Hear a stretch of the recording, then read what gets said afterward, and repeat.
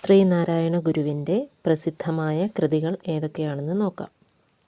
ജാതിമീമാംസ, ഗജേന്ദ്രമോക്ഷം വഞ്ചിപ്പാട്ട്.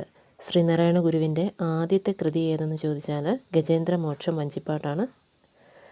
അടുത്തത് ദർശനമാല, കുണ്ടലിനിപ്പാട്ട്, ദൈവദശകം, നിർവൃതി പഞ്ചകം, അദ്വൈത ദ്വീപിക, വിനായകാഷ്ടകം, ജാതിലക്ഷണം, വേദാന്തസൂത്രം, നവമഞ്ജരി, ജാതി നിർണയം, ആത്മോപദേശ ശതകം.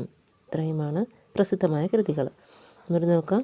ജാതിമീമാംസ, ഗജേന്ദ്രമോക്ഷം വഞ്ചിപ്പാട്ട്, ദർശനമാല, കുണ്ടലിനിപ്പാട്ട്, ദൈവദശകം, നിർവൃതി പഞ്ചകം, അദ്വൈത ദീപിക, വിനായകാഷ്ടകം, ജാതിലക്ഷണം, വേദാന്തസൂത്രം, നവമഞ്ജരി, ജാതി നിർണയം, ആത്മോപദേശ ശതകം.